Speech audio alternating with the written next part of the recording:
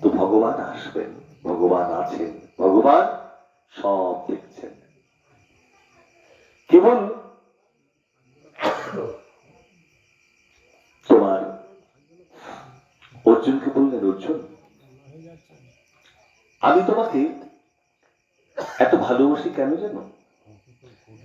কেবল তিলক মালা এই ধারণ করলেই ভক্ত হয় না। বলেন এগুলো সংস্কার গুরুমুখী নিশ্চয় করতে হবে, কিন্তু তুমি জ্ঞানী ভক্ত, অন্ধ ভক্ত নাও, জ্ঞানী ভক্ত। জ্ঞানী ভক্ত কিরকম জ্ঞানী? অর্জুন যুদ্ধক্ষেত্রে বসে পড়েছেন, যখন রথ চালনার দায়িত্ব শ্রীকৃষ্ণের উপরে, তখন শ্রীকৃষ্ণকে আজ্ঞা করলেন, বললেন শ্রীকৃষ্ণ রথ থেকে নিয়ে চলো দুই পক্ষের মধ্যস্থলে।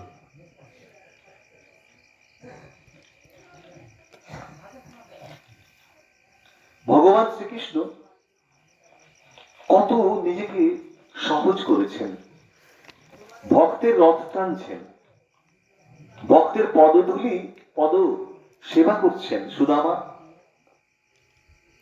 সেই কোন বাল্যকালে সন্দীপন মন্ত্রী পাঠশালায় যখন কংসবধ হয়ে গেছে, উগ্রসেন আবার রাজা হয়েছেন, 11 বছর বয়স, তখন চলে গেলেন সন্দীপুর মন্ত্রী পাঠশালায় অধ্যয়ন করতে, পড়াশোনা করতে। সেখানে সুদামা গরিবের সন্তান, গরিব ব্রাহ্মণের সন্তান, বাল্যকালে পড়াশোনা করলেন, একসাথে লেখাপড়া করলেন, অধ্যয়ন করলেন। কিন্তু মথুরার যখন রাজা হলেন উগ্রসেন, এরপর পড়াশুনো অধ্যাপক আমাদের সমস্ত কিছু সমাপন করে যখন দ্বারকার রাজা হলেন শ্রীকৃষ্ণ, হত দরিদ্র অবস্থায় কাঙাল বেশে ছিন্ন পরিধানের বস্ত্র নিয়ে পায়ে কাঁটা ফুটিয়ে ক্ষত বিক্ষত হয়ে না খেয়ে ক্রন্দন করতে করতে কৃষ্ণের দ্বারে যখন এসে পৌঁছেছিলেন, যখনই শুনেছিলেন যে সুদামা এসেছে, দাঁড়িয়ে এসে যখন সংবাদ দিল, ছুটতে চলেন শ্রীকৃষ্ণ।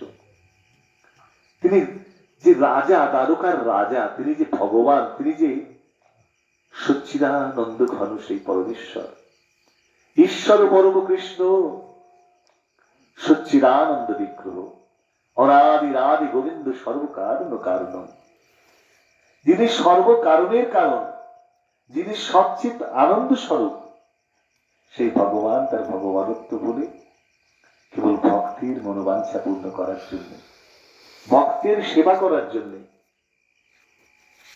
ছুটে চলে এলেন সেই ভিখারী ব্রাহ্মণকে বক্ষে জড়িয়ে ধরে তারই সিংহাসনে বসিয়ে তার পদসেবা করলেন। কত দীনতা! কৃষ্ণ ভক্ত যারা হয়, কৃষ্ণের এই আদর্শকে তাদের আদর্শ বলে গ্রহণ করতে হয়, তবেই তো বৈষ্ণব। ত্রিনাদপি শুনেছেন তরুরূপী সহিষ্ণু না। শ্রীকৃষ্ণ বারবার দেখিয়েছেন ভাগবতের মধ্যে কতটা দীন হতে হয়, কতটা নিজের দম্ভকে, অহংকারকে চূর্ণ করে নত হয়ে ভক্তের সেবা করতে হয়, সাধুগুরু বৈষ্ণবের সেবা করতে হয়। কেবল একটু নাম করে দিলাম, একটু মহোৎসব করে দিলাম, এটা নয়, তাকে পুঁতির বাঁধনে বাঁধতে হবে। সেই জন্যে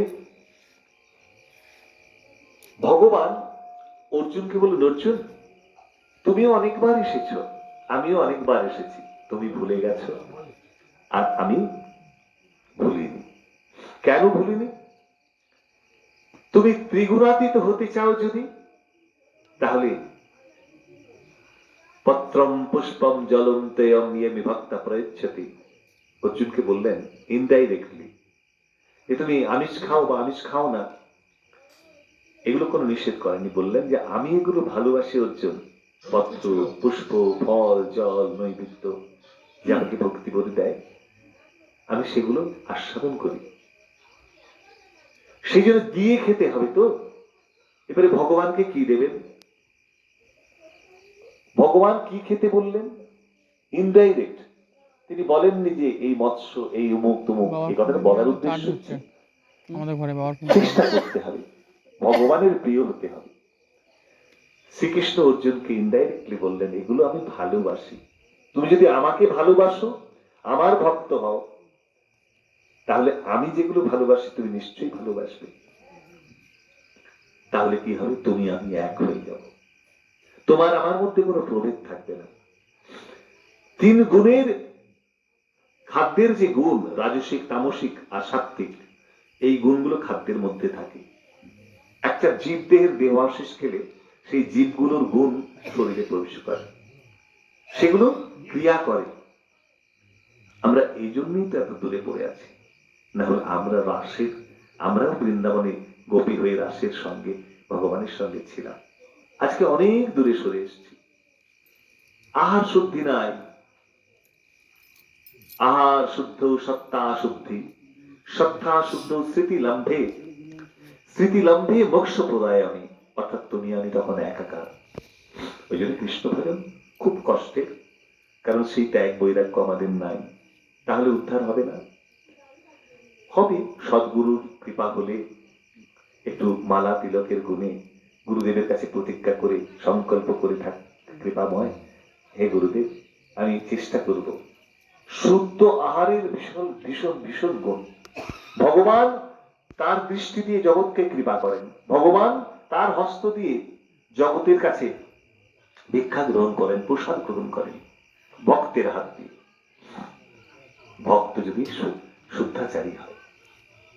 এগুলো বলার উদ্দেশ্য, সংসারে আছেন সবাই,